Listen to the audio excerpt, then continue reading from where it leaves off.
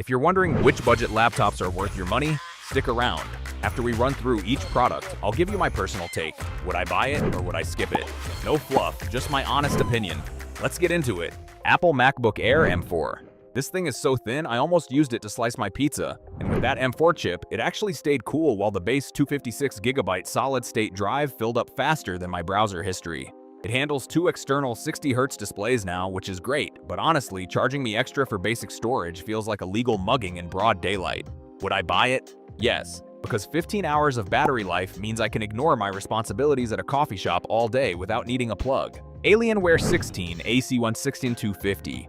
This absolute unit looks like a spaceship, but runs its graphics processing unit at such low wattage that I think it's actually powered by a hamster on a wheel. The 1600p screen is pretty sharp for watching stuff, but the 120Hz refresh rate and slow response times make fast games look like a blurry watercolor painting. Would I buy it?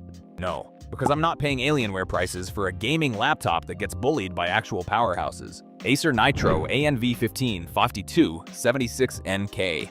This laptop sounds like a jet taking off thanks to those loud fans, and it gets so hot near the spacebar that I could probably cook a literal slider on it while playing Fortnite. The 1080p performance is actually decent for the price, but the screen is so washed out it looks like it's been sitting in the sun since 1995. Would I buy it?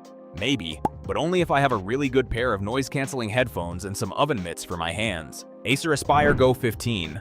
This $300 plastic slab is basically a glorified calculator that struggles if you open more than 3 Chrome tabs, but hey, at least the battery lasts 13 hours.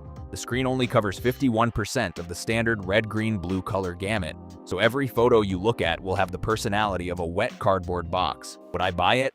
No, because life is too short to wait 4 business days for a PDF to open on an Intel processor N200. HP OmniBook 5-14. This laptop has a gorgeous organic light emitting diode screen that makes everything look amazing, but since it uses a Snapdragon processor, half my legacy apps act like they've seen a ghost. It has an insane 25-hour battery life, which is cool, but with only 300 nits of brightness, I'd have to use it in a literal cave to actually see what I'm doing. Would I buy it?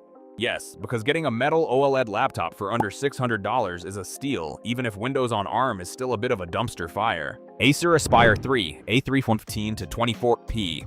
This laptop is basically a calculator with a screen that lasts longer than my last 3 relationships combined, reaching over 12 hours of battery life while you browse the web in peaceful silence. However, its design feels like it was made from recycled yogurt cups, and the display is so dull you'll wonder if your eyes are actually failing you.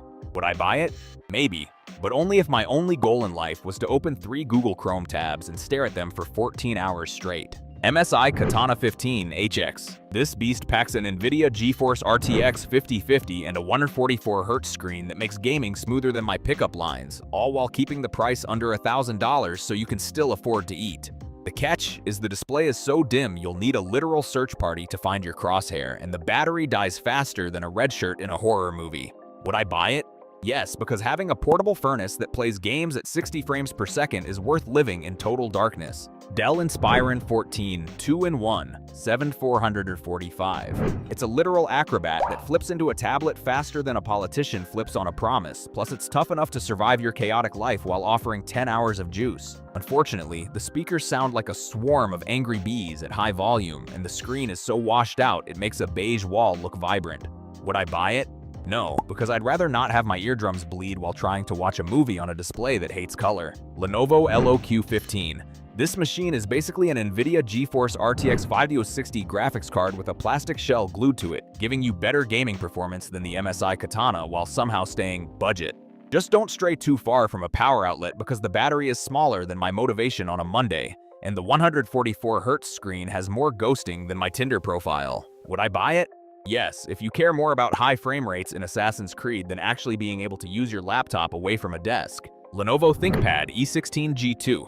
It's the ultimate professional workhorse with a keyboard so comfortable you'll actually want to finish your spreadsheets, and it's surprisingly light for a 16-inch monster.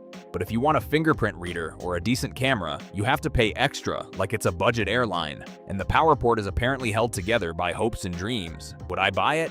Maybe, because while it's a solid productivity machine, I'm terrified the charging port will detach if I even look at it the wrong way. Lenovo V15 Gen 5. This budget warrior is basically a plastic slab of productivity that comes with a physical webcam shutter so the government can't watch you eat cereal. But the base model's twisted pneumatic display has viewing angles so bad you'll think you're looking at a privacy filter from 2005. It's actually got a surprisingly snappy solid-state drive and a full numeric keypad for all your spreadsheet suffering, though the all-plastic build feels like it was forged from recycled lunchboxes. Would I buy it? Maybe. Only if I'm strictly using it for office work and promise never to look at the screen from more than a 0-degree angle. Lenovo Legion 5e. This thing crushes the budget category with a gorgeous organic light, emitting diode display, and an absolute unit of a processor.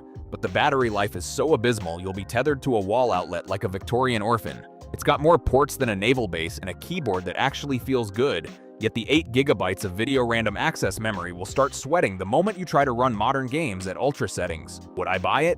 Yes, because that screen is pure eye candy and I've accepted that portable just means moving from one plug to another.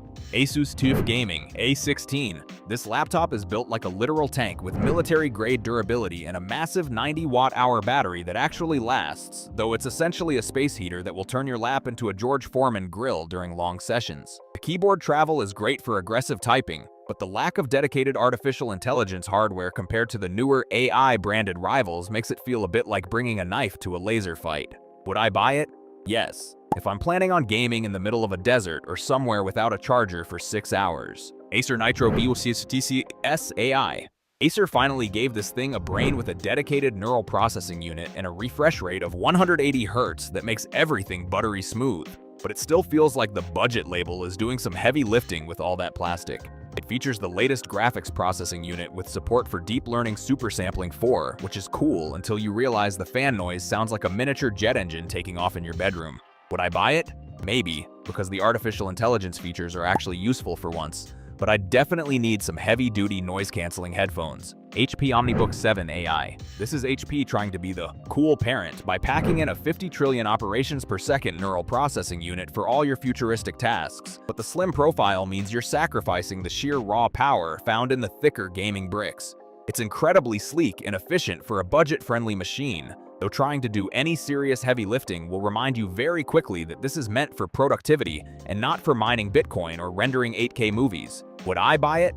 No, because if I'm buying a budget machine, I want every single cent spent on performance, not on a fancy AI sticker that helps me write emails faster. Asus VivoBook S16. This 16-inch monster packs a Snapdragon X chip that runs faster than my heart rate when I see my bank account, but the 60 Hz screen has more backlight bleed than a horror movie victim. It handles 30 chrome tabs like a boss while being as bulky as a bodybuilder in a slim fit suit, so prepare for a workout every time you head to a coffee shop. Would I buy it? No, because that IPS display is basically a glowing middle finger to anyone who actually enjoys watching movies without massive black bars.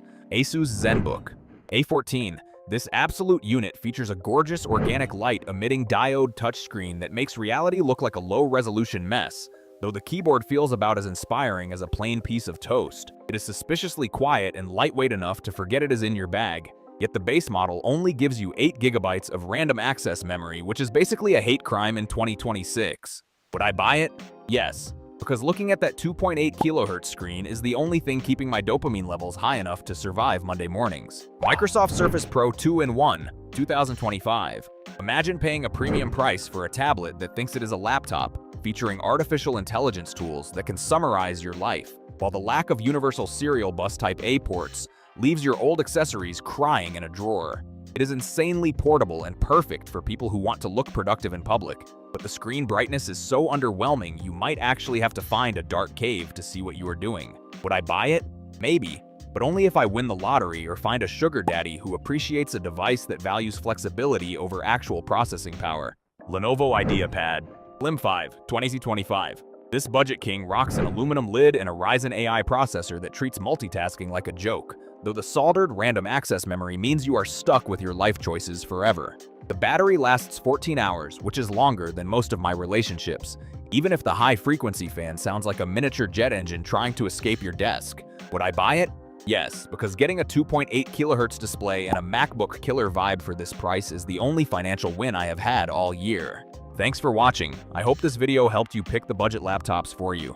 If you have any questions, drop a comment below. Links to all of these products mentioned in this video will be in the description.